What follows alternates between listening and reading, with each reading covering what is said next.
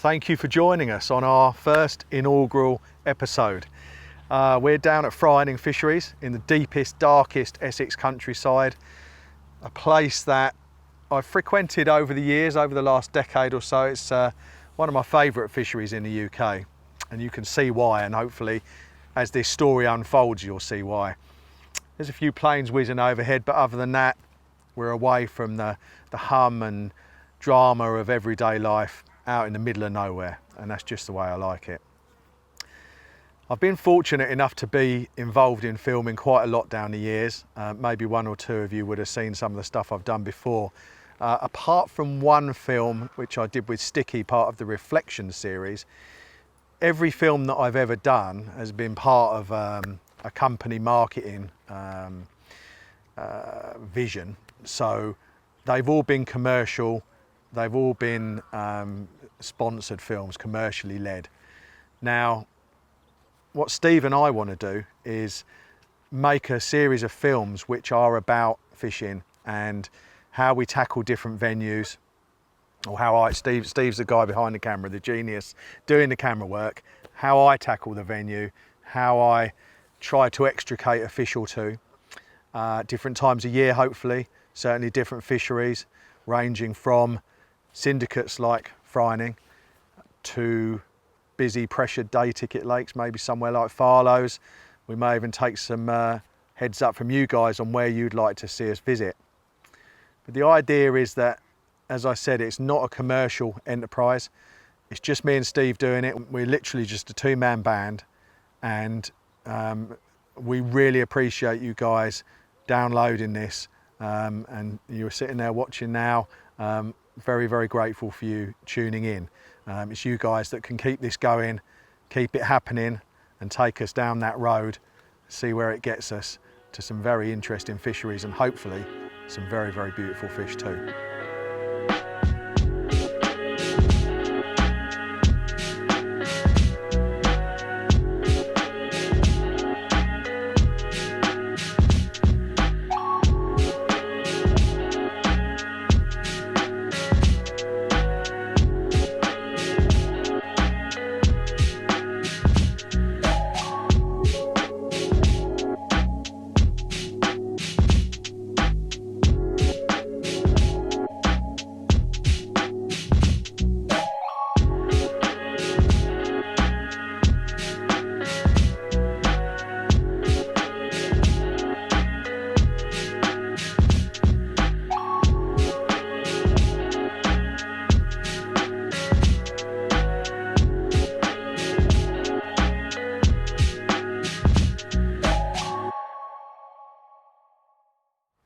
So we came down to Fryerning today, as I said.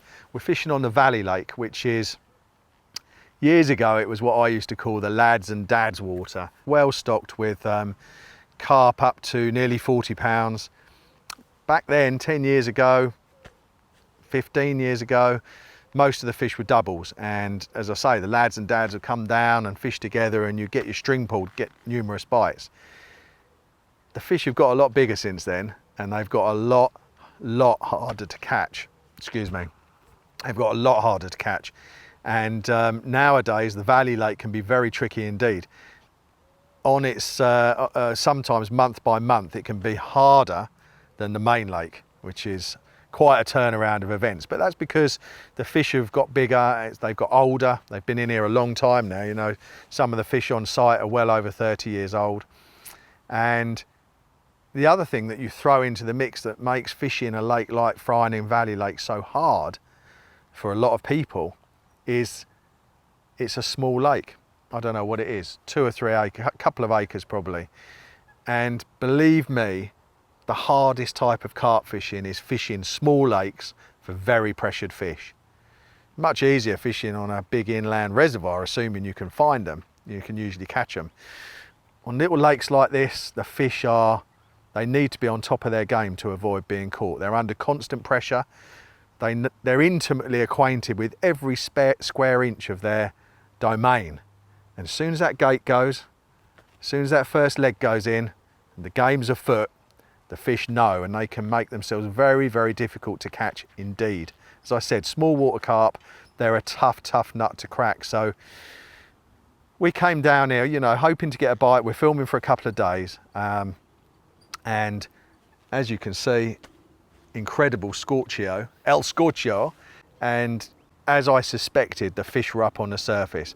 They spend a lot of time on the surface in the Valley Lake, and when it's hot like this, you've got to be ready to fish with floaters. So Steve and I arrived this morning, not really early because we had school runs and so on to take care of, but when we got here, the fish were up and about, and we fed some floaters and got straight into the action. You know, there was no time to fanny around doing intros or, you know, and that's another great thing about working with someone like Steve, because if there's an opportunity to catch fish, then we're going to take it, and we'll film, and then we'll backfill the information thereafter for you guys to let you know what's been going on. So we got straight into the floater fishing, and in a few hours we caught 3 and lost 1. So a really good result. Biggest was a mid-20 common. All the fish were just, all the fish are on this site, just incredible to look at.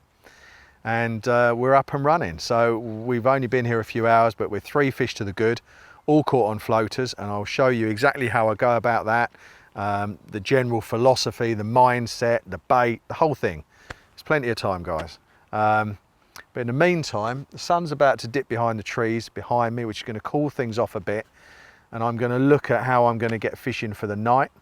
I'm going to get a couple of rods out, may even put one in the gap next door, and seen a lot of good fish swimming up and down, big scaly mirrors, and there's a common out there which could be over 38 pounds. It's gone 40 pounds in the past. The fish have all spawned, so probably won't be now, but you know, there's some serious creatures to go for, and they're absolute jewels. So stick around, and hopefully I can show you how I go about catching 1 or 2 of these fish off the deck on the bottom, and maybe tomorrow we'll get another chance on the surface. So stand by and enjoy.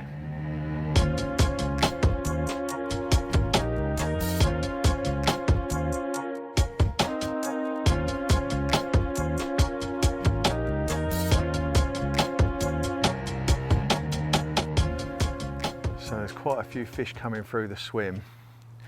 Maximising the opportunity is key, because the fish carried on feeding, which is the result of feeding them for quite a long time before we fished for them. And if you do that, the first thing you'll notice when you net one, you'll look up and you'll see all the others are still feeding. There's one coming up to the hook bait now, just gone past it, and we've kept the fish feeding. There's a pack of fish coming in from the left, there's fish to the right.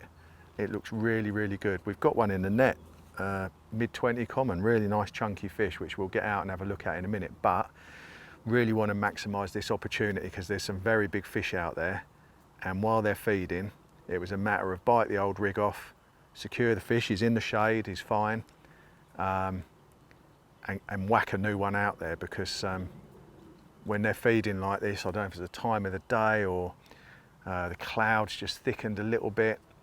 Maybe it's just because we fed them patiently for a long time, but right now they're up for it. And if I get a hook bait in front of one of them, then we've got a good chance of another bite. Looking a bit like an American redneck at the moment, but I'm getting such bad t-shirt lines, so bear with me. But yeah, there's quite a few fish just to the left. You can probably see them on the surface out beyond. And these fish are typically nomadic. This is what the valley lake fish do every summer that I've only floated fish for them one summer before, but through that summer I saw this behaviour a lot, that they would travel, they'd pick a line and they would eat their way through that line and carry on going. It's very hard to keep them for any length of time in an area, which means a lot of the times if you do get bites, it's to an interceptor cast where you put a rig on the line of a group of fish that are coming through. So this pack of fish have moved off to the back now. There's no others about, so I'm going to take the opportunity to respot the rig. Again, small water fish, you can't pay them enough respect. If you keep casting around on top of them, they will go, or at the very least they will feed very, very tentatively, because they will know the game is afoot. So pick your moments and get the rig out when the swim's clear. Cast it past the fish, it's nowhere near them, and then gently bring it back into the zone that they were taking in. There's a fish feeding there to the right. I've got a nice high vis hook bait on, should trim down little pop up. There's a fish just gone under the float. There's fish out to the left. I'm hoping they're going to come through and give me another chance. Well, I've just relayed that controller out in a nice straight line. Hook bait, hook link, float, main line should all be in a nice line, but we've got a very slight northerly drift coming from the left-hand side, which is pushing a bow through the line, so it makes things a touch tricky. If you can, always float a fish with the wind off your back, that's perfect. But we're putting in the bait by catapult 2 swims down, and this is the line of bait coming through here. So the coot's out there feeding in amongst the carp. Looks like they're coming slowly back round from their little nomadic circuit. The fish are just out beyond the coot now, and there should be sweet. Oh, there's a fish near the hook bait as well. Let's just stand up. There's one just behind the float, just took a bait. Coot's freaked. That's a sure sign that there's a few too many big grey submarines down there. She didn't like what she saw. She bolted for cover. They're about half a rod length behind the hook bait to the left in that shiny bit of shimmer that she kicked up when she flew. There's one, just took a bait in that disturbance. There's one behind the float, about a rod length past it. Come on, give me another chance. If we don't get a chance soon, we'll get this fellow out and have a look at him, but at the moment, as I said, he's in the shade, he's quite comfortable. He's having a much needed breather because we had a hell of a fight, and we can try and get one of his mates. The koi's just gone past the coot. There's a group of fish coming through. There's one right near the hook bait, 2 foot away from the hook bait. Come on, baby, 1 foot away. Ah, he's just turned, has he turned? Yeah, he's turned away. That was close. The koi's out there, look, coming in towards the float from the right. Big head out, look, big orange head. Very hard to catch that koi is. Look, he's on the munch now though. Look, look, look, he's coming up again. Look at that. There's a few fish around now. Fingers crossed we'll get an opportunity. You can see fish going under the hook link, under the float. There's a group of 4 or 5 past the hook bait further out. You always want them to approach the hook bait before they encounter anything else. If they come from under the main line or the float and then towards the hook bait, very rarely do you get a bite because they know that. And now we've got a big drift. It's just caught the line and it's pushing the float now, and it's like trotting now, it's moving through too quick. So unless this wind stops in the next few seconds, we're going to have to bring it in and recast, which is just the worst possible moment, because as you can see in front of that coot, the fish are really feeding. Come on, wind, just drop off a bit. Give me a chance. Right, we might be able to keep it in position. The fish are just beyond me, only just beyond. Look, 3 foot, 4 foot. Come on. I feel sure that if one comes across that, he's going to take it.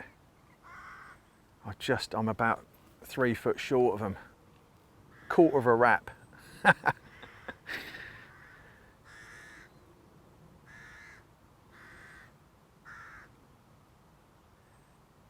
Yeah, we need to go back out to the left. The drift has not only pushed my float right, but it's pushed it in. So I'm going to recast when the coast is clear. Get it back on the dance floor. They're still feeding out there. We've still got a chance.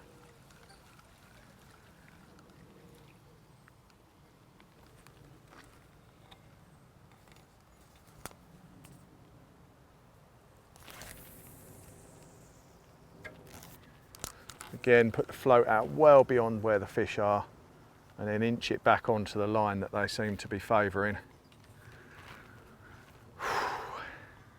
There's a fish going under the hook bait now. I can't believe he's going to take it. It's only just been in the water a second.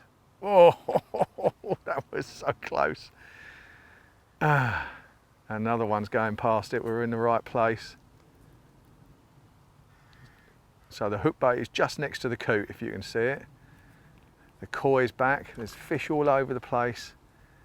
Some of those will be big. Some of those will be 30-pound fish as well. We've got this breeze again, putting a bow in the line, taking it to the right. We really, really could do without that. I'm going to take my opportunity to mend the line as soon as there's no fish near, but there's quite a few out there. They're just left of the float. They're going past the float towards the bait. Don't usually get a bite from that angle, but you never know. They seem quite pumped up and up for it, these fish. Heads are coming out. Bits of back and shoulder. Oh.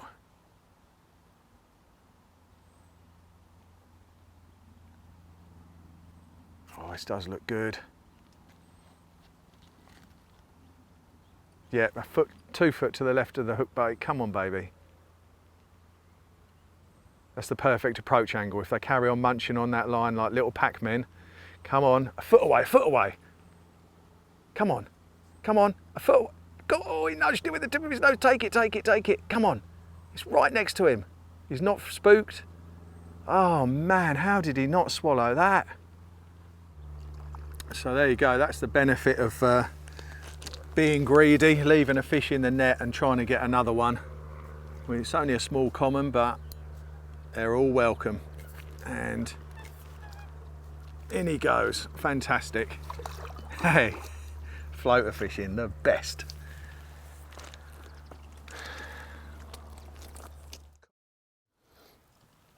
So this is the smaller one of the two guys, the second fish, well the third one of the morning, the second fish of 2 quick bites. And just like the mirror, I think the mirror was the perfect example of a mirror carp, a linear mirror. Well, this is a perfect example of a little common. I'm not sure he wants his picture taken, but we'll give it a go. Come on, mate. Come on. Come on. Let everyone see how beautiful you are. Hey, look how angry he is. Look, his tail's bristling. He's not going to stay for long. Absolutely brilliant. That's the result of getting them feeding confidently enough that after you manage to net the first one, you get a rod out quickly and you can usually get a second. Hopefully even maybe a third. Thanks, mate.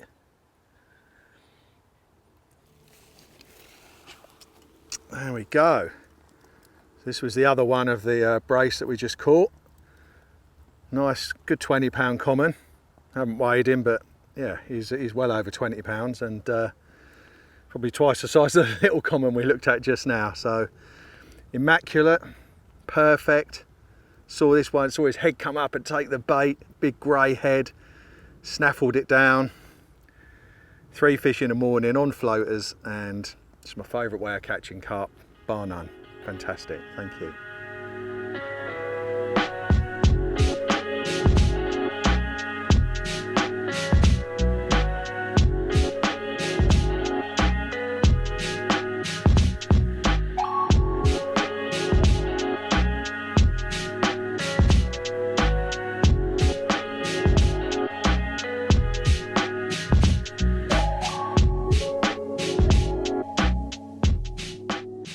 Now, for those of you who aren't familiar with me, I've been working in the angling industry since 1995.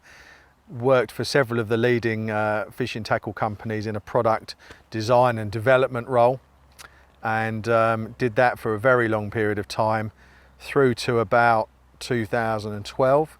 And then since then I've been operating as a self-employed angling journalist, guide, tutor, and an occasional filming project worker. So I write for all the leading magazines. Over the years I think I've written for every single one. A lot of them aren't around anymore now, hopefully not down to my writing, but yeah, I currently write in Carpology, Total Carp, Angling Times every month, and I've got a very active you wonder what I was going to say then. I've got a very active life revolving around angling guiding, which is my main work. So I've operated a tutorial business for quite a lot of years now, and get out on the bank every day of the week, or certainly most days of the week now. I've just stepped back a little bit so I can do a bit more fishing because I wasn't doing any. But I get out every week with guys from the whole gamut of backgrounds, all range of abilities and experience. Sometimes I go to their waters, sometimes they come to mine, and we cover everything from watercraft to feeling the lead down and everything in between. And yeah, that's my sort of main job. I've written a book which came out back end of 2018, Rolling in the Deep. That's my first book project, and I'm very, very humbled to say that that's been universally acclaimed. I can't quite believe the feedback that that's garnered. So yeah, very, very humbled, and that's been going very, very well. So very pleased with that. It's the first of several book projects that I've got in the pipeline, and it's nice to be able to do things that I want to do now. So filming projects like this, again, which as I said earlier are not commercially driven, it's nice to be able to do stuff like that. So as a little background of the sort of stuff that I've been doing since about 95, crammed it into a very short bit of time, but I'm a hugely passionate angler, and even coming down to Fryerning today to, you know, I say even coming down to Fryerning, you know, wherever I'm going, if I was just going out chasing a few doubles today, last night would be the same, no sleep. You know, I lay awake all night last night thinking about today, where the fish would be, what they might be doing, and that buzz has never left me. And I think that's because I appreciate every carp regardless of its size. I'm not an out and out big fish angler. Yeah, big ones are nice when they come along, but as we all know, they don't come along all the time. And I think enjoying every fish capture on its own merit is the key to keeping that flame and passion alive for what will be over 30 years of carp fishing now for me. So yeah, it's been a passion and obsession, and something that's taken me up to nearly my 50th birthday, coming up soon, next year actually, and hopefully I'll be able to continue doing it a long time after that. So down on this particular lake, the fish favour a far margin, and as you get on quite a few lakes, the far margin in question is one that you're not allowed to fish from. You can fish to, but not from, so no bivvying up round there, not even any stalking. The fish travel up and down that a lot, and I went round earlier with the Polaroids on, and the fish were within well, in fact they were touching the bank, they couldn't be any closer, clouding up and so on. One of the things that stood me in really good stead in the past, on a lot of lakes that I've been to, is the old-fashioned tight line in the washing line trick. So for anyone who's not familiar with that, I'll give you the basic gist of it, but it's very, very simple. A lot of people think, oh, it's too much, it's too complicated. It's not, and it's a huge edge. And all you really need is something like this, a bank stick, and to this bank stick I've fitted a line clip, and all we're going to do is walk round, position our rig, and then clip the main line into this clip, and then come back to the rod and tighten it right up so it's bowstring tight and key outside the water. So the line runs maybe a foot or so above water level all the way across to this stick, and then a slack bit of line down to the trap that you laid in the edge by hand, a little bit of bait, So a slack bit of line like that, and when you get a bite, it just pulls out there and you get a slacker at the rod end where the bobbin just hits the floor and you're in. It's a really effective tactic, and just to give you a little bit of an idea what I'm going to do. First of all, I'm going to cast the rod across to the far bank with a lead, just a little light lead. It's only 40 yards or so.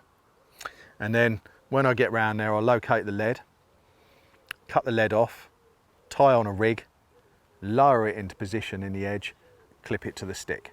So that's the process for the, it's not my tactic, it's a well-known one that's been written about a lot, but it's for this situation, it's absolutely perfect. So I'm going to give it a go.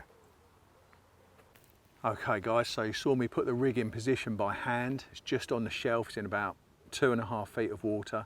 And a couple of big carp come up to me when I was putting it in place. So all along that margin, I think the afternoon, evening sun hitting that bank, it's west facing, good chance of a bite this evening. Stick my neck out there because it's not an easy lake, but it could happen. So the rig's on the bottom, I've got a small amount of bait around it, and the line from the lead is slack up to the clip that I showed you. And now I have to tighten the line all the way back to the rod so that all of the line is right out of the water. And that is key. The whole point of the process is to have no line in the water whatsoever. And that's what makes it clever, you know. You're fishing with no line in the water, and on tiny lakes like this, the fish are acutely aware of their environment. They can be very, very line shy. So no line going up to the area, super, super tight line out of the water. So when I clip this bobbin on, you'll see it will sit right at the top. Really, really tight, the tips bend round. I'm going to put that in a clip here. Tighten the clutch up a bit because I'm not going to get a bite as such. What I mean by that is, if we do get an occurrence, that bobbin will fall straight to the floor in a flash as the line gets pulled out of the clip by a fish. As it exits the area, it will pull the line out of the clip, everything will fall slack, then I will come running into the area, pick up the rod and wind like buggery to gather that slack and make contact with the fish. That's the plan. A lot of my plans don't work, so let's see. I've used it in the past to good effect, so the trap is set.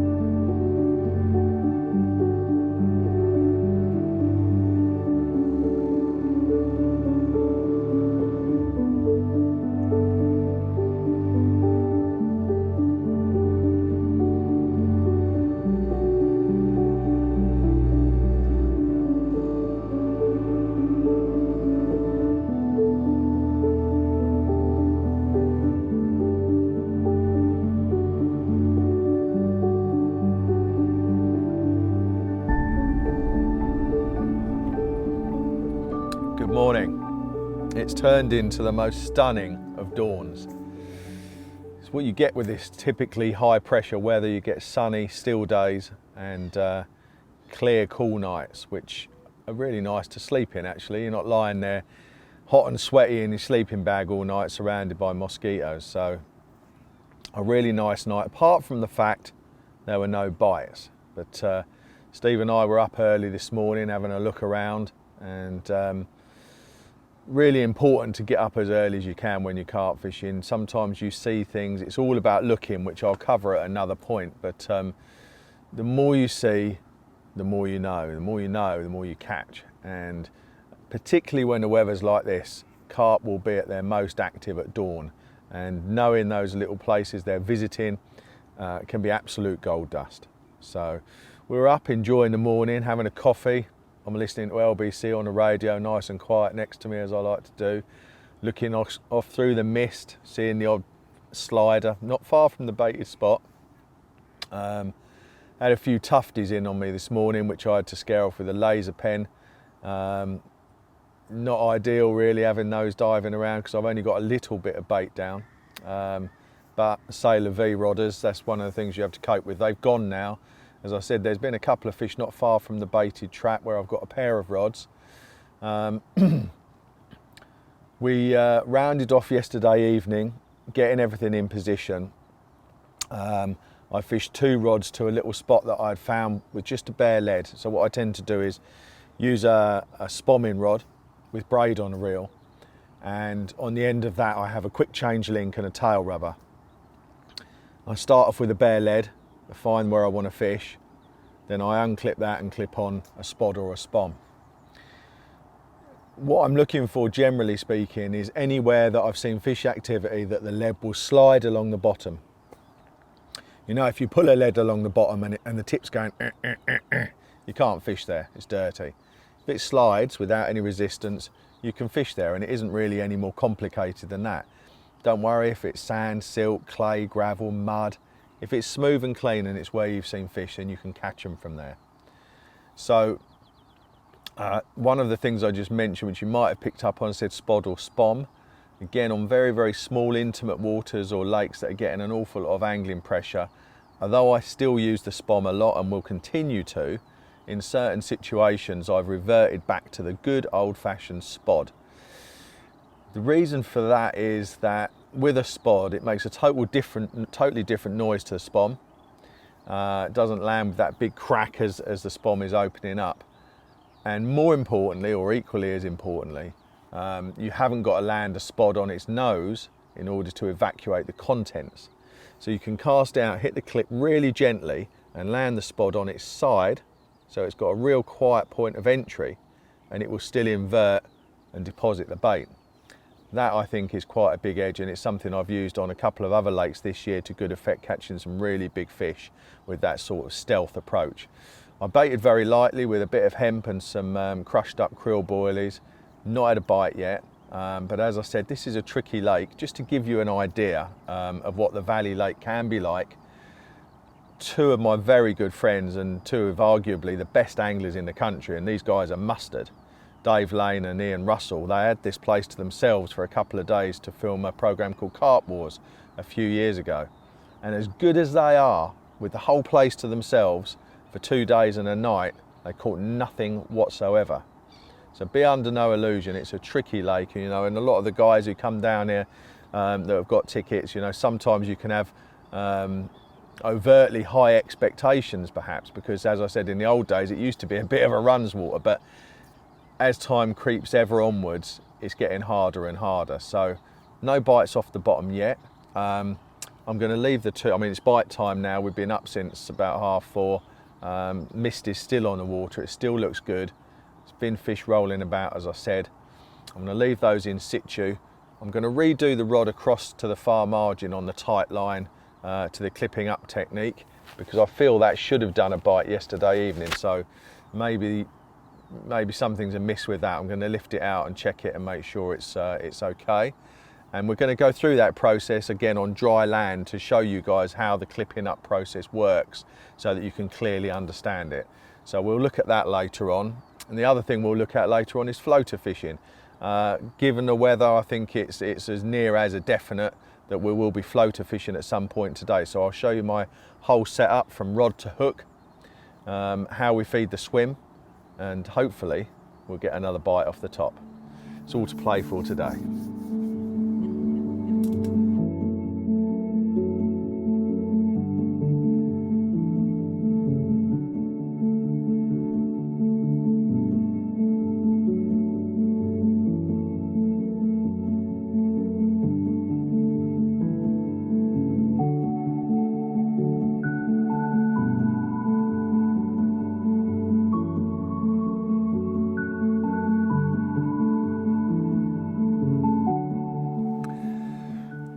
Well, it's the first full day, and we were up very, very early filming the most majestic sunrise you've ever seen. So We went back to bed for a little kip, hence we didn't get this one on film. I saw him out on the surface, so I put a few floaters out and got them feeding quite quickly, and this little guy was the culprit. So it's looking like this is going to be a floater fishing session. He's going to flip any second.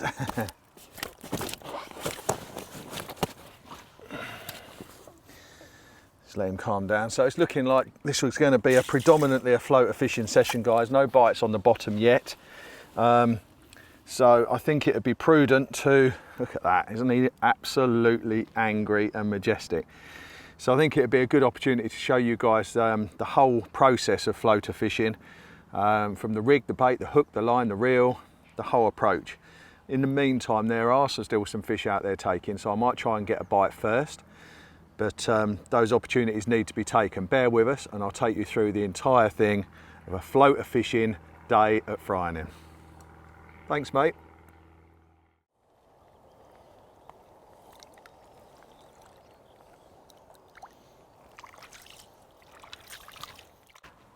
Now, I don't profess to be any kind of expert at carp fishing, but if there's one style of carp fishing that I know reasonably well, it's floater fishing. It's how I caught my first carp in 1985, believe it or not, when I was a lot less grey and a lot less fat. And it's how I like to catch them to this day. It's my favourite method of catching fish. In some ways it's harder these days because of the amount of bird life, but in some ways, in other ways, it's easier because less anglers seem to practice the art of floater fishing. So let's look at the first obstacle, which is bird life. That's the first hurdle to overcome on any lake these days. Invariably with seagulls, but it can be with geese, ducks, any kind of bird life that are out there.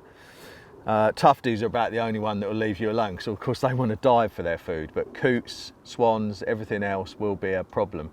If you are fishing a kind of lake which has got tens of dozens or hundreds of bird life, then it just may be impossible. But I've never found that I can't surmount those obstacles by careful feeding. So my first port of call on any lake that I go to, if I'm going out for a day's floater fishing, is I go to Co-op or somewhere like that and I get a load of cheap loaves of bread. So you can get a loaf of bread for like 30p. Get 10 of those, £3, it's a day's floater fishing. You get to the lake and you just throw it in one end of the lake away from where you are and let the birds eat that. And after they've done that, just like you or I after a big roast dinner, they'll go and have a nice sleep. So if you just try and box clever, don't think I can't floater fish because the birds are too bad. Another way of doing it is just with bags of cheap chum mixer. I usually use bread and cheap mixers. The mixers will, when they eat them, they'll swell up a bit as they take on water, and the birds will feel very full up very quickly, and again they'll go and have a kip. So with very little expense you can feed the birds off on any lake that I've been to, except maybe those public parks where there are literally hundreds, and then it's pretty much impossible. But most fishing lakes it's doable, certainly on all the ones I've been to thus far. So once we've circumvented the problem of the bird life, the next thing is, how do we go about getting the fish feeding? The first key thing to bear in mind is the type of feed you're going to use.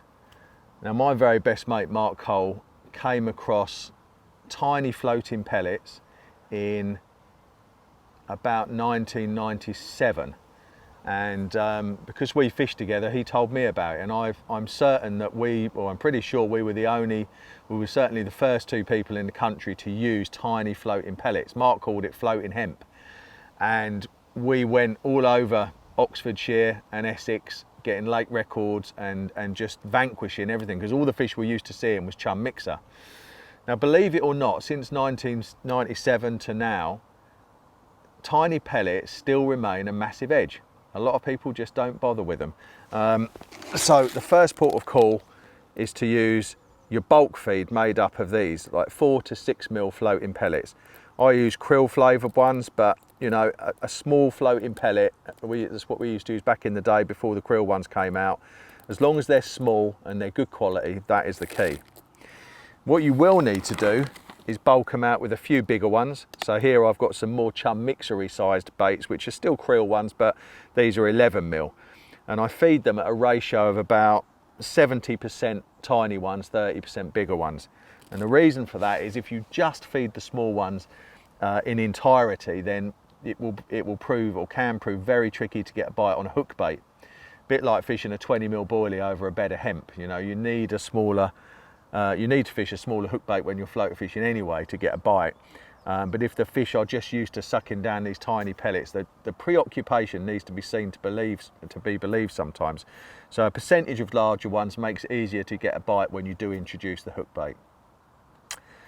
Now, getting the bait out there, that is achieved by a range of options. Now, on this particular session, I'm using a catapult. It's very nice to be able to use the catapult because we've got zero disturbance and I've got the wind drift is off my back and going slightly right, so it's in my favour. While I mention that, it's very important to bear in mind wind flow and drift, because for floater fishing to be at its best, you really need it off your back. Not only to take the bait to the fish, should you be catapulting it out, but more importantly, or of equal importance, it allows you to maintain a straight line to your hook.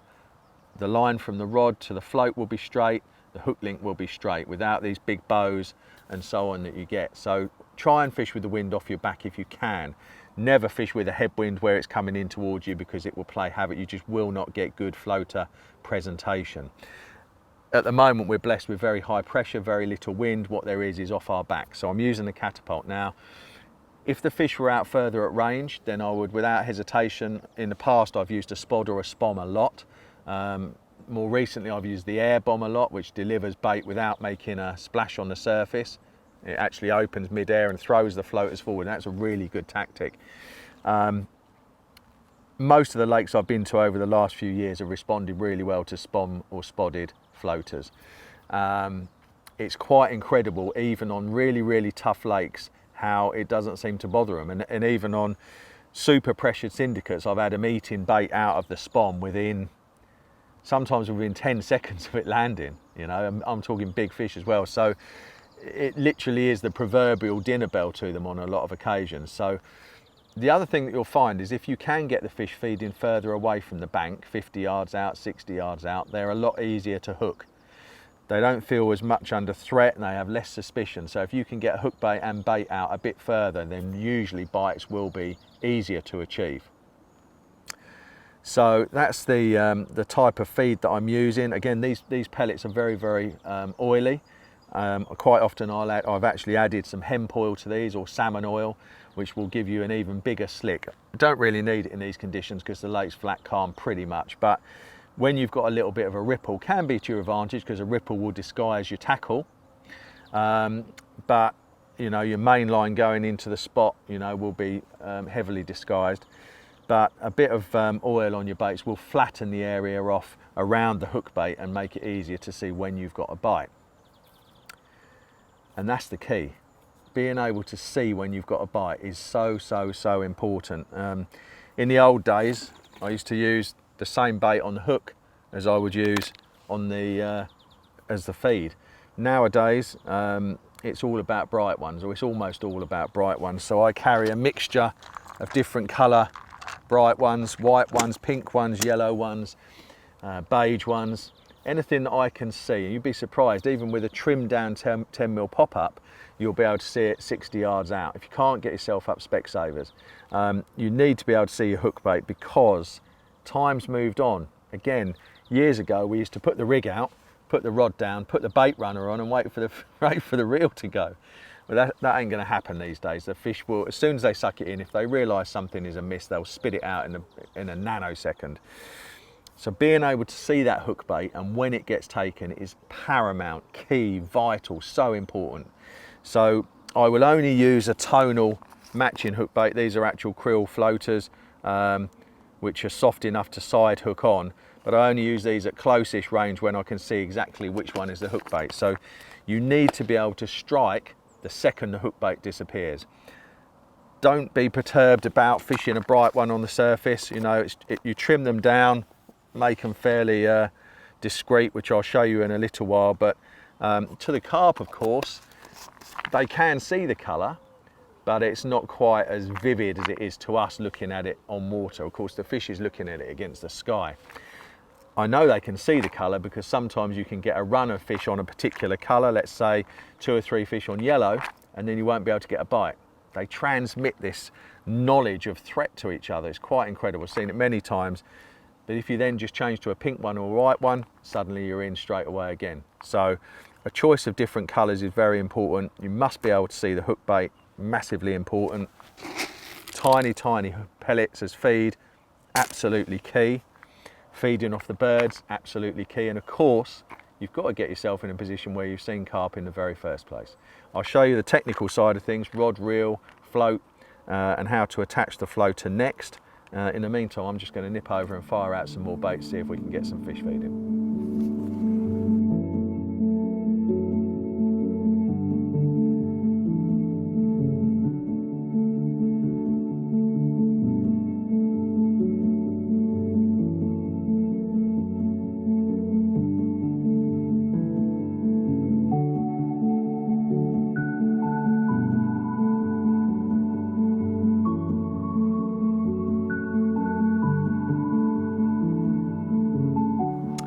Okay, so we've looked at the bait side of the approach.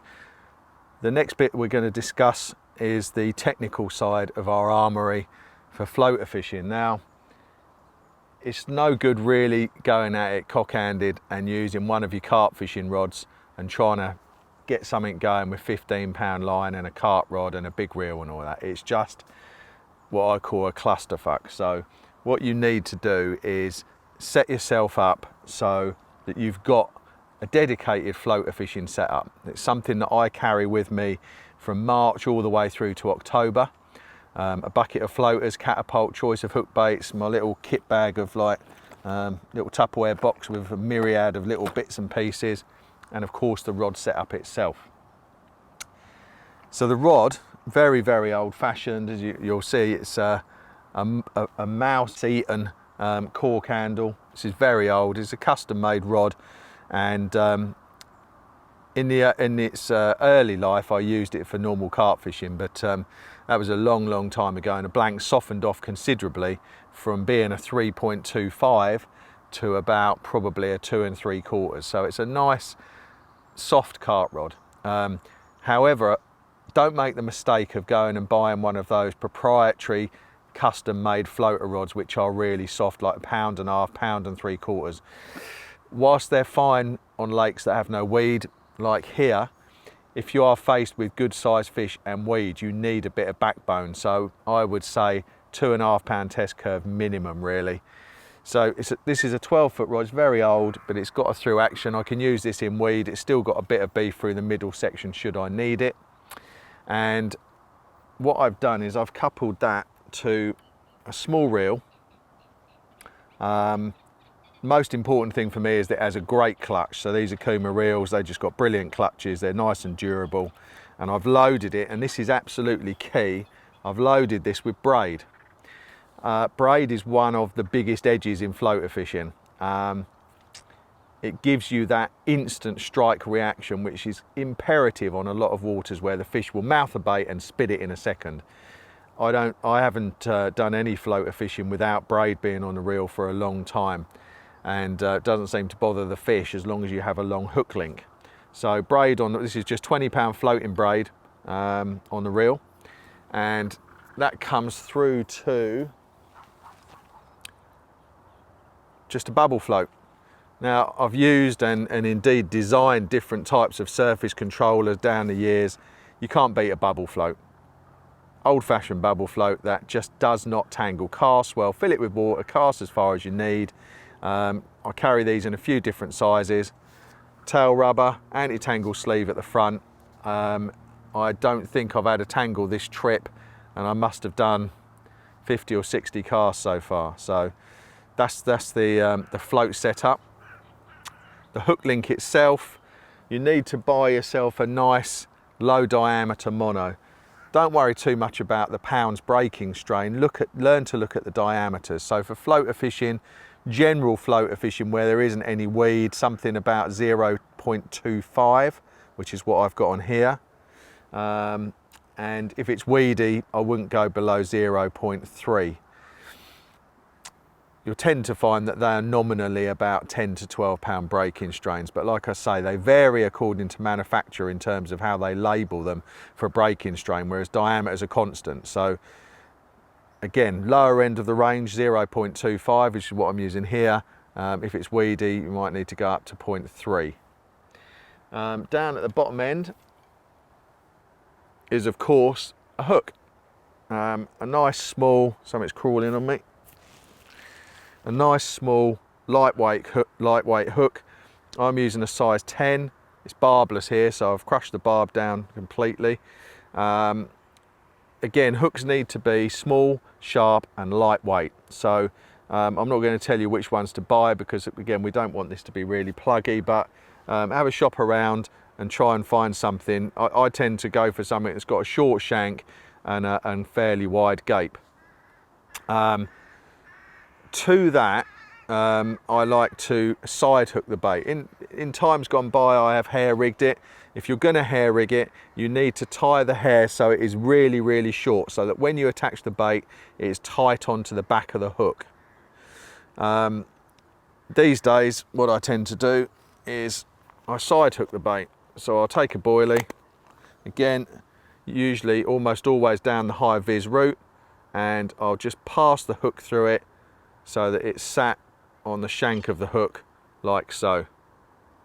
And then all I do beyond that is trim it down so that it's a lot less obvious and a lot less boily looking. Carp fishing on the surface is very, very similar to fishing on the bottom in terms of the smaller the hook bait, the more bites you will get. And like I say, that is true on the surface or on the bottom. So I trim it down like that, so we've got a nice, innocuous but highly visible hook bait. I'll be able to see that, even at my age, I can see that at 60 yards.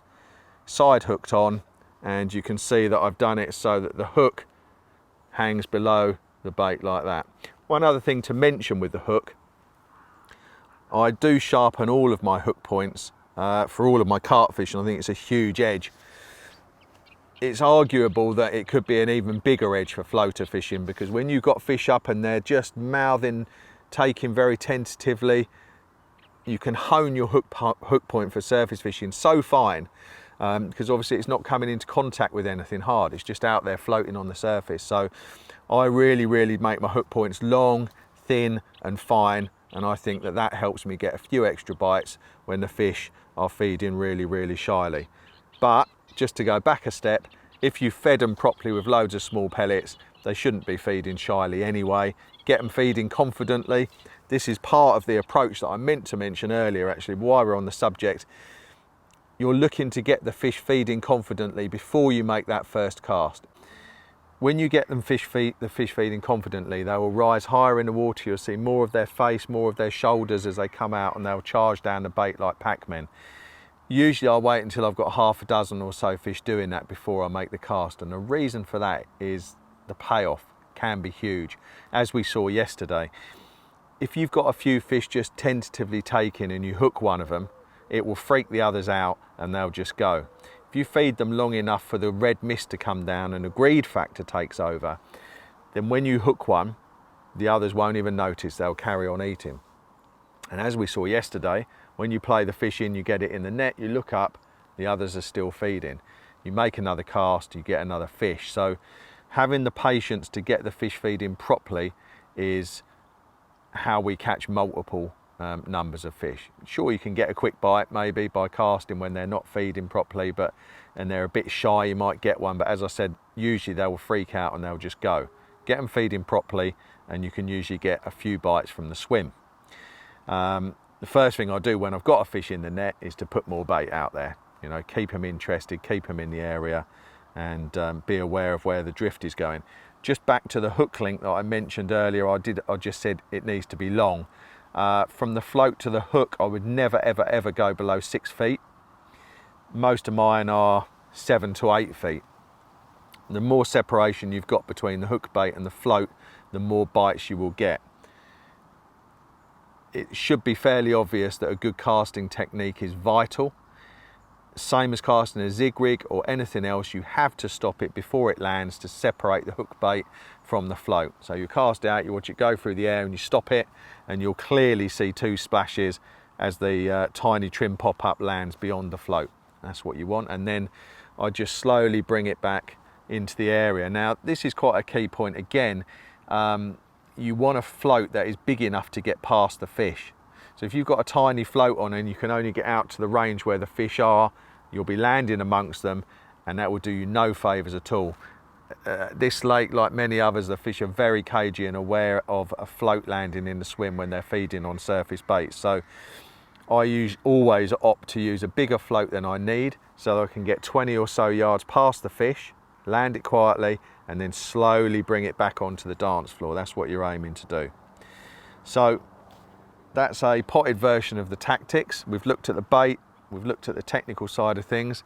The fish have gone off the boil a little bit because we've got some cloud cover come over.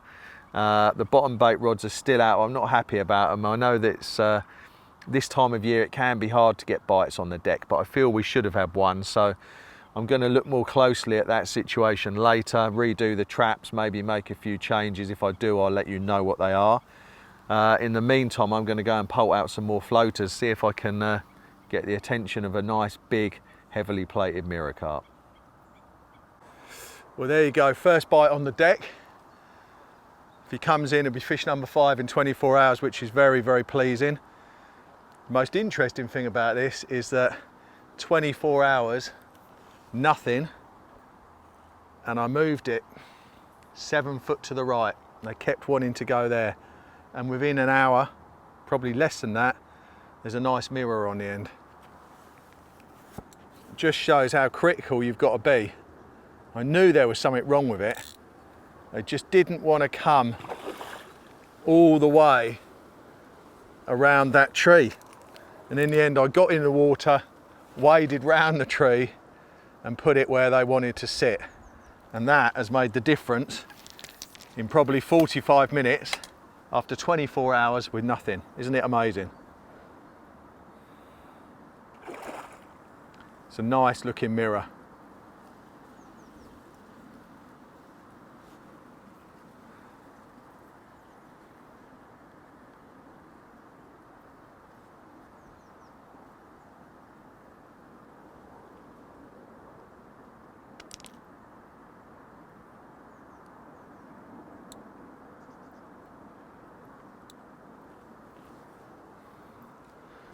Putting up a good account of himself under the rod tip. It might be a 20 pounder, he's a nice long one. Beautiful looking fish. Some big boils coming up.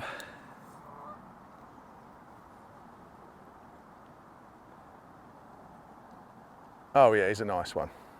Yeah.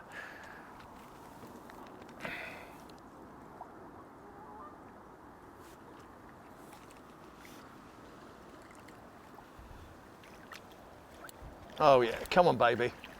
Oh, got ya. Now that just proves the old saying that if you think something's not right, redo the rod. If you think you should have had a bite, redo it. And a little bit of a reassessment, literally from me to there, has made the difference that quickly. Let's get him out and see what we got. Well, repositioning the rig on the bank stick trap paid off 40 minutes or so after doing it. After 24 hours with nothing. That tells you something. The result is an absolutely gorgeous linear, staggered linear mirror carp, which I'll lift up for you in just a sec. It's probably about 27, 28 pounds. Very long, very wide. Amazing looking fish. All right, mate.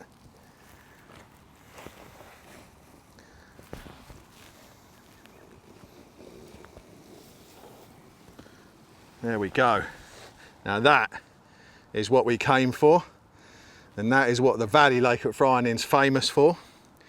This guy was caught in less than 2 feet of water. Incredible.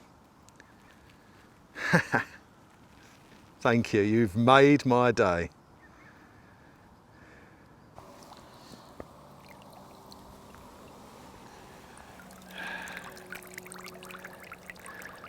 Thank you for springing my carefully laid trap after many hours of frustration.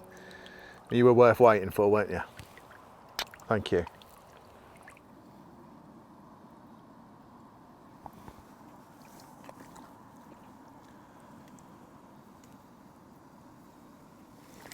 Yes, awesome. Love that moment when they just power off down, disappearing inch by inch into the gloom. Yeah, that's given me a proper buzz, that has.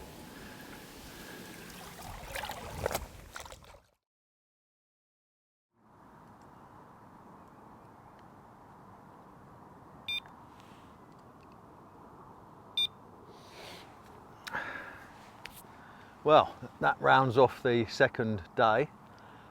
It's been quite good, really. Didn't expect to get 5 carp, and it's not over yet, but if it's just 5, I will definitely take that. So I've been here since yesterday morning, and 3 yesterday and a lost one, and 2 today and a lost one. Both the losses on the floaters shortly after connecting. Had a very, very frustrating couple of hours on the floaters.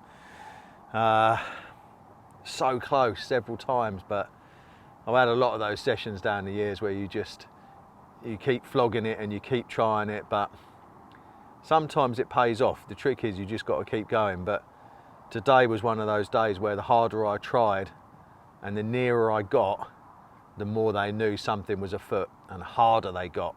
Every time that float went in, every time I missed a strike where they spat it too quickly, or you know. So it was hard, but salvation came when the far margin trap was sprung, which was the highlight of the day by far of the session, with that wondrous upper 20 linear scaled mirror carp. So we're going into night 2.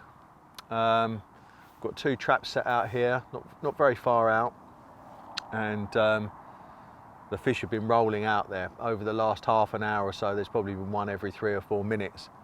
Typically they've just stopped now, but you might see one over my shoulder go over.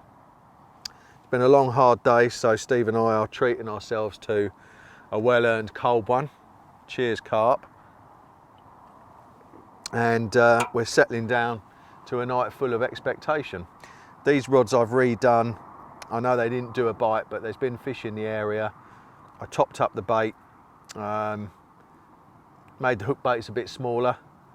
When I baited up this time, I used the spom, just by pure virtue of the fact that the fish would just seem to even be attracted by it earlier on when I was using it. So no need for stealth mode with the spod, but I did it when there weren't any fish around because there's no need for unnecessary disturbance. But baited nice and tight. Few spoms of crushed krill boilies and a bit of hemp, and a couple of little trimmed up wafters over the top on nice little tidy rigs. So we'll see. The far margin rod is just next to me in the little gap. I went round and had a look at that just now, and there's fish around in that area. So I've got half a feeling that might even get sprung before the light goes completely. They're going up and down that margin. So it's all to play for going into night 2. Happy with what we got, but like Gordon Gecko, I'm greedy for more.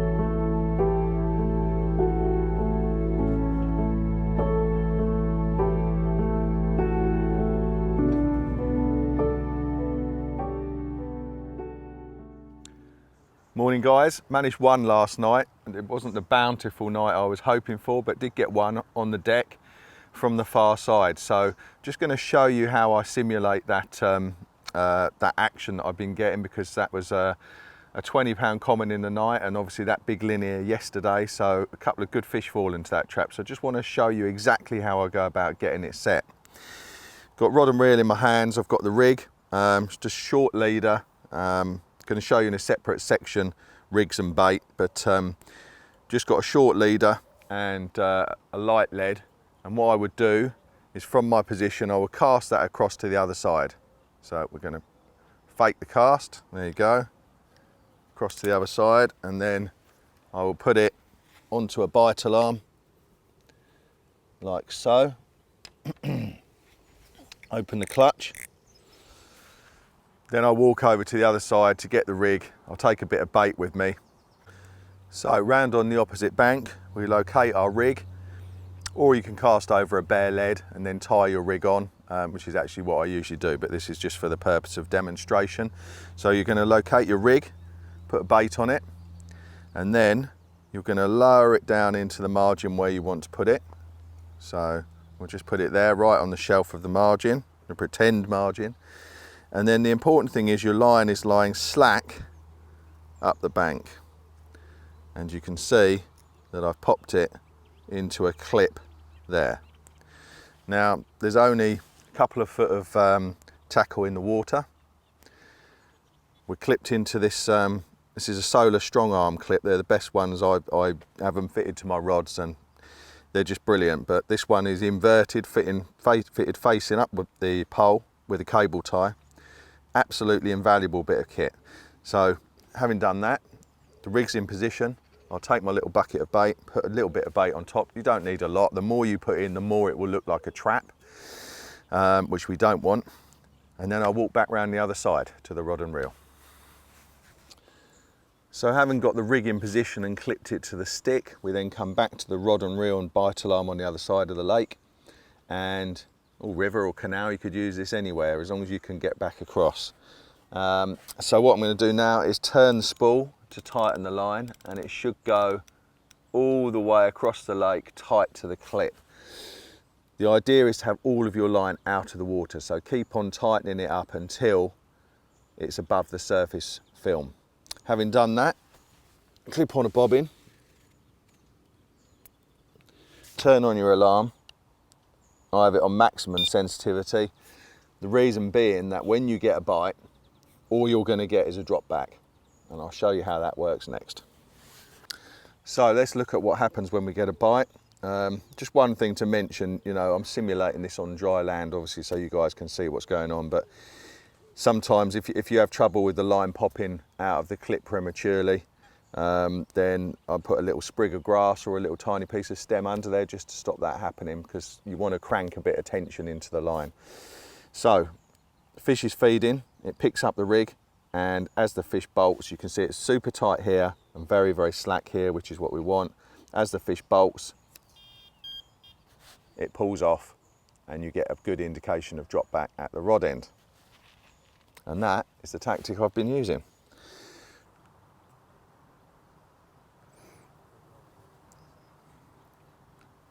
Okay, so the fish have just moved down to the right, so we've done the same.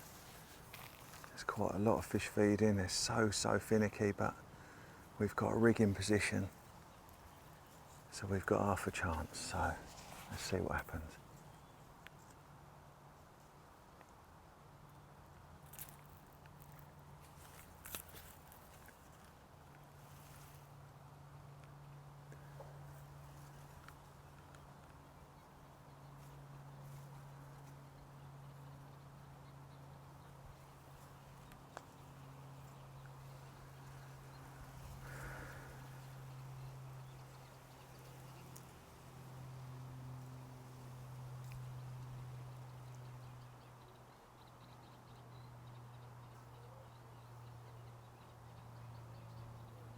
They come. If this wind doesn't kill us, we've got about 10 seconds before the wind drift ruins it. Look at that, foot away from the hook bait. We're right on the dance floor. Please, let's have a bite. Come on. He's carried on going, but So close. There's a really big fish coming in from the left. A lot of fish about. We've just got to keep ourselves low profile. We might just get a bite here at really close range.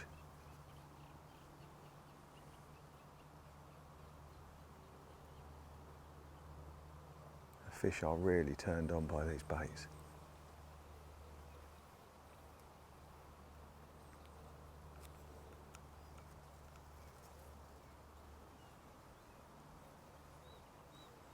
Almost under my rod tip here, but there's a fish coming through. He's taking the one. Look, he's a foot from the hook bait. He's on the right line as well. He's not going to take it though. He's taking the ones next to it.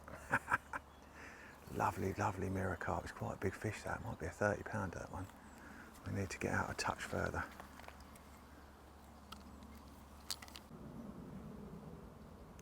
There's the float.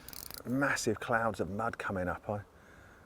I have hooked catfish on floater gear before, and I'm just wondering if this is actually a really big catfish, but actually I don't think there's any really big catfish in here, but I don't know if you guys can see the cloud of mud just beyond the float. It's like whatever I'm attached to is kicking up an enormous amount of debris from the bottom. In quite deep water, that's the bottom of the shelf, which is maybe 8 or 9 feet down. So quite an unusual fight. Massive cloud of mud, look. Hopefully we'll get to see him in a second. This is very unusual.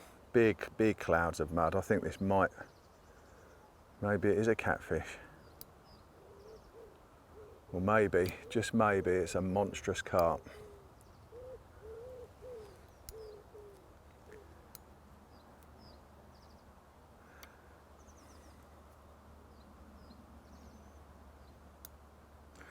But I've still got a good 6 foot of hook link going down from the float. There's a load of bubbles coming up. That's where he's hit the bottom. Incredible fight, whatever this is. I've never seen such massive clouds of mud. It's not even that soft bottom down there. Absolutely remarkable. I think this must be something unusual because I've not experienced 2 really big carp just went past the float. They went past, come in to see what the cloud of mud is probably. They were both 30 pounders.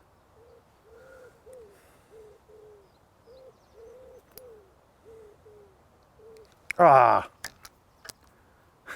Well, there you go. That was a very big fish.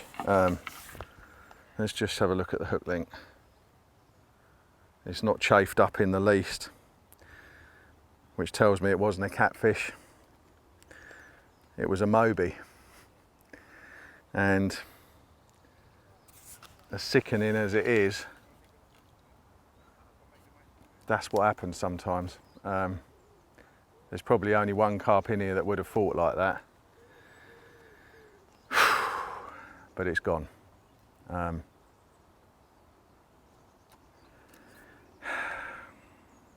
Shattered. Let's get back in the saddle, see if we can get another one. This is as hard as it gets for floater fishing, guys. There's a couple of fish coming towards the float, but when they're like this, you've just got to feed little and often and try and get a rig in front of them. But their behaviour is so unpredictable and random. So that fish just did a complete U-turn for no apparent reason. But he's going towards the bait now. He's eating everything in his path.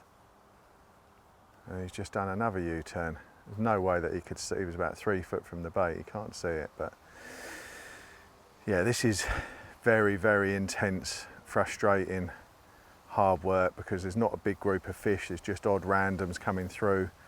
The fish are spread all over the lake like 2 little butter spread over too big a bit of bread, and because you can't get numbers of fish corralled into one zone competing, it makes it so difficult. And that's what we're faced with now, is just hoping that we can intercept one. Just bait lightly in an area, wait for him to come through, try and get your rig positioned on the line that they're feeding. but I won't pretend it's easy. There's a few fish out there taking just beyond me, but one of them looks quite a big fish actually. He's coming back round again. He's certainly got a munch on. There is a fish just behind the hook bait as well. That fish that's eating is coming through. He's making 6 inches behind the hook bait. Didn't spook. He didn't spook. That's what I mean about the line. They just pick a line and they go through on that line, and they don't tend to deviate from it. If you're not on it, you won't get a bite. And it's that critical, you know. Your hook bait can be a foot too far or a foot too near, and they'll go through and they'll just miss it, and they'll just carry on eating on the line they're on. Well, I'm actually just going to leave that there because they are going round in a bit of an arc.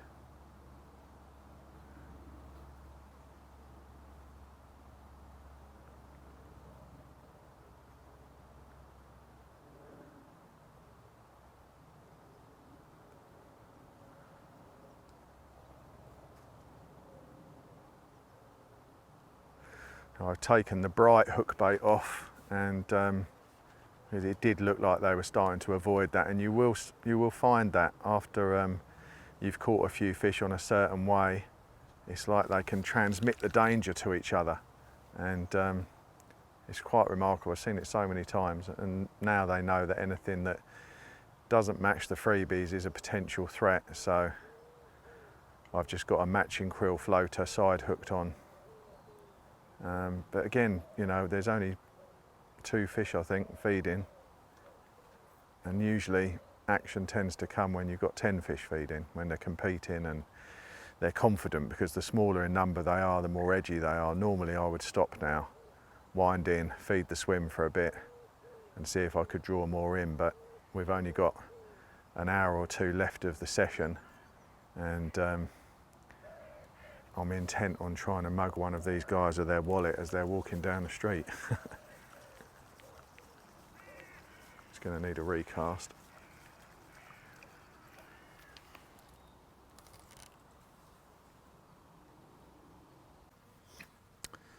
Okay guys, so we're going to have a look at the rig and the bait that I've been using. So far only caught 2 fish off the bottom. That's partly down to my ineptitude. You have to accept a bit of accountability. I haven't quite sussed it out on the deck. I feel I should have had a couple more bites, but and partly down to the weather. The fish have been very much on the surface. It's been very hot, and that's the way it's been. But still managed to nick a couple off the bottom, which is, you know, a fish a day, which is all right. So I think I'll show you how I've gone about that, because we've had a good look at the surface fishing, which has accounted for 4 of the 6 fish. And a couple of other bites over and above that. But the rig that I've got over on the far margin, which I've showed you with the clipping up technique, that is a very, very simple, straightforward stiff rig. So it's probably about 6 inches long. At the top end we've got, I mean, this is a prototype hook, but get yourself a hook that's got a straight eye, lightweight, it's hand sharpened, barbless. And on the shank of the hook I've got a little D. It's just like your D rig, fluorocarbon rig really, I suppose. It's got a micro swivel riding on the D. As I say, it's about six inches long, and at the bottom end I've got a figure of 8 loop knot, which is nice and round and open, and that goes to a ring swivel. And the ring swivel is going directly onto the leader because I'm fishing little helicopter rigs. So that's the rig. I'm tying it out of 041 fluorocarbon. So the fluorocarbon I find is it's got the right amount of rigidity without being what should we say, it's not in need of as much care and attention as stiff rig material. Whereas if you keep casting a stiff rig material, you wind it in and you might have to shape it with your thumb and tweak it and so on. Whereas fluorocarbon, once you've tied it and steamed it, if it needs steaming, this one didn't need steaming, they usually come out about right, and they stay as they're supposed to. They don't develop any sort of kinks or anything like that where the line's got too much memory. So that's why I'm using fluorocarbon. And onto this rig I've been mounting a straightforward boilie. Nothing flash, nothing bright, nothing leery, just a toughened bottom bait, and that goes. I've been tying that onto the micro swivel, but I'm just going to, for the purposes of showing you what it looks like, I'm just going to insert that onto the swivel now so you can see. And there we go. So let's just push that in a touch more. That is the rig. A bottom bait, very, very subtle, no bells and whistles, no brightness, no chemical flavours, and just to make it look a little bit more innocuous, because I'm fishing it over chops, which I'm going to show you in a moment, I'll just trim the sides off a bit. As I said, I'm fishing it over chops, so that doesn't represent any danger or threat to the fish whatsoever. With things like Ronnies and God knows what else in such common use with bright baits, this is something that the fish will just pick up without any hesitation, because, as I said, it doesn't represent any threat or danger whatsoever. So that is fished over the top of this.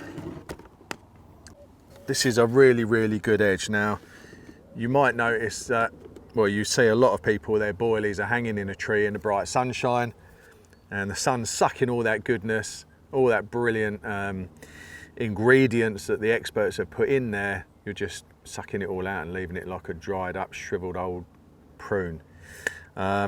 Breaks my heart to see good quality bait like that just hanging in a tree. You know, a big percentage of the ingredients that the designers of the bait put in are liquid, and by hanging it up you're just sucking all those out and denaturing the bait. So I do the opposite. I like to make my bait special and attractive without any chemical flavour or anything obvious. So these are krill boilies, which I've had soaking in a mixture of krill liquid, Himalayan pink salt, and juice from cooking hemp. You can see the hemp kernels there floating around. I've even put a dash of salmon oil in. Now, what you do is you put these in soak. I usually do it 36 hours before I'm going fishing, so the bait comes straight out of the freezer. I get a bucket with, I half fill it with water, stir in whichever liquids, krill liquids, salt. Hemp juice is just brilliant. If you've got particle juice, it's so attractive to the fish.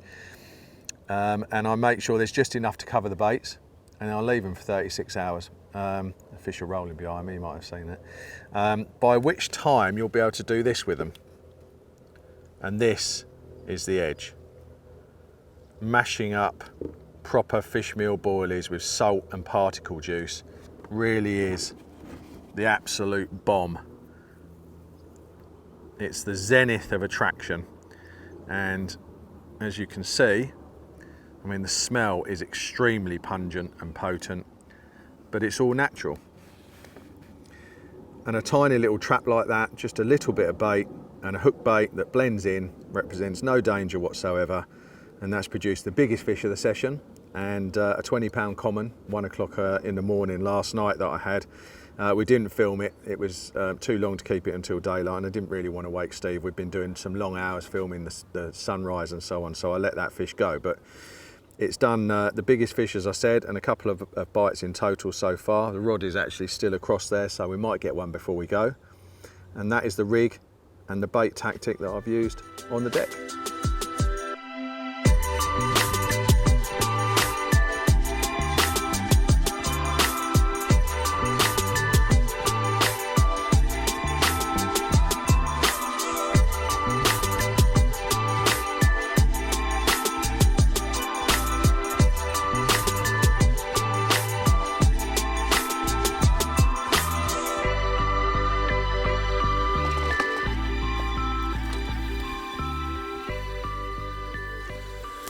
Put a few baits in this corner.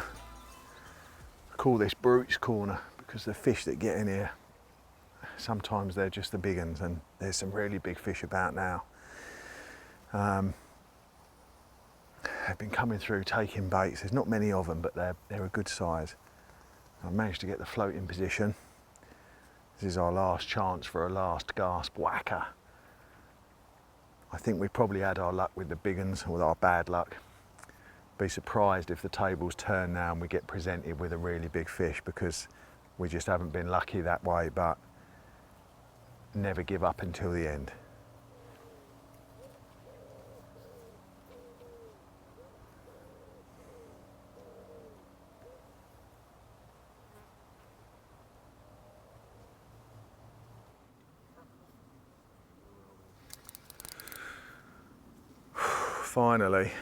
Finally we've hooked one. It's been a really tough day on the surface today for a variety of reasons. We've been unlucky as well, struck out just when they've taken the bait, you know. But this fish nailed the bait and changed to a little bit of pink. Got 2 bites in a couple of, well, 10 minutes probably. The first one I struck out of, which happens, especially when you're an idiot like me. And the second one, nailed it. And now we just got to wait and see if this corner lives up to its nickname of Brute's Corner, as I call it. See whether it's a good one. It certainly took an awful lot of line in one run, probably good 25-30 yards in one go. It's coming in now.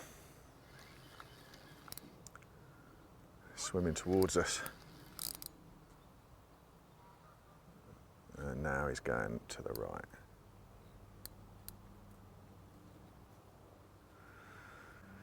Well guys, whatever happens with this fish, win or lose, it's been a memorable roller coaster, and I hope you've enjoyed it. I certainly have. It's been very hard work at times, but that's what carp fishing is like, you know. But we've stayed on it till the end and we haven't given up, and we've hooked what will probably be our last opportunity.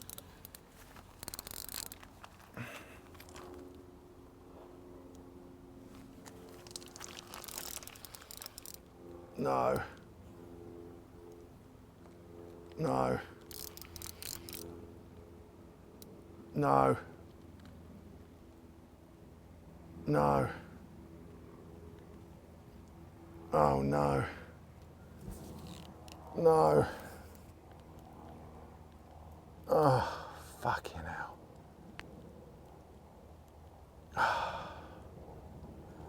It's around that post.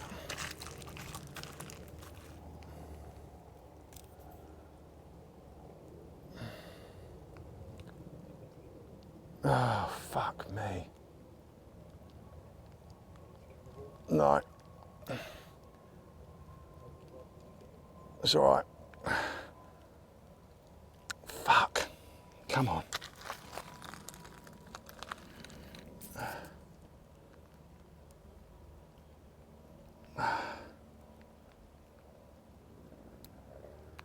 He's away. Oh, man.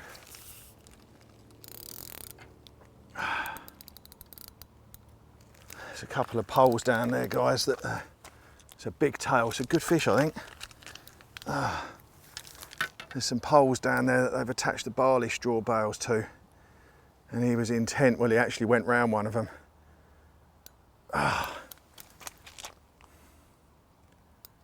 Yeah, I can see it's a good fish.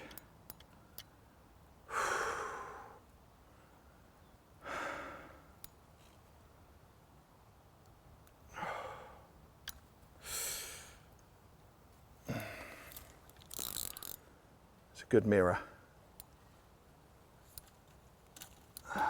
He is intent on getting down that margin.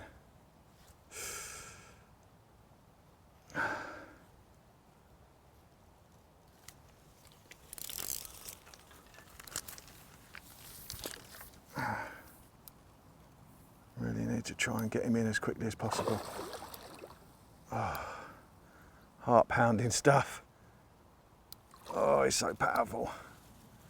Don't go left, don't go left, don't go left.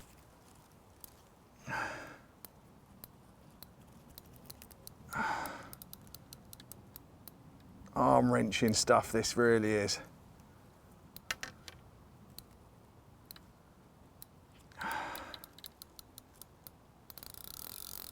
And he's off again, look. Boring down, you see the float disappear. He can't go down with 3 barrels on him, he can't.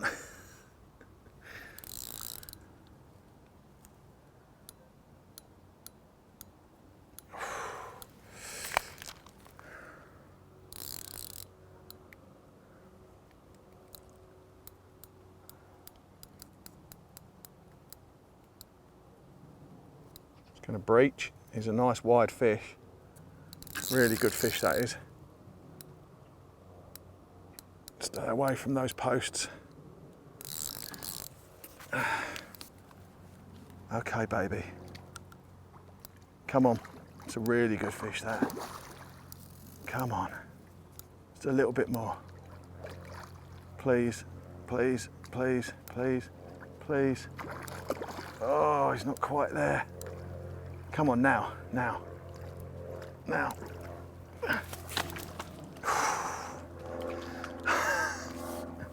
Bit unconventional there, but my bottle went and I had to run forward and get that net round him. We are the victor, and to us the spoils.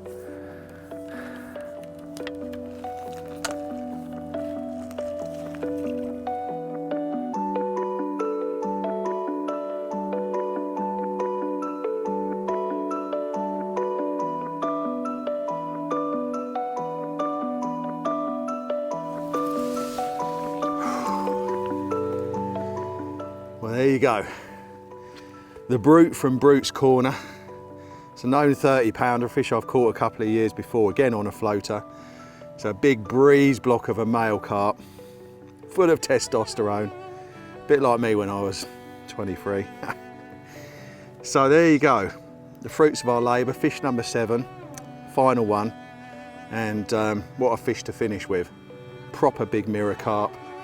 Full scars down his flanks, you know, he's a proper one of the old originals. Really hope you've enjoyed watching, really enjoyed making this. It's been hard at times, but if you've enjoyed it, tell your mates, and hopefully we'll see you next time further down that road. Thanks for joining us.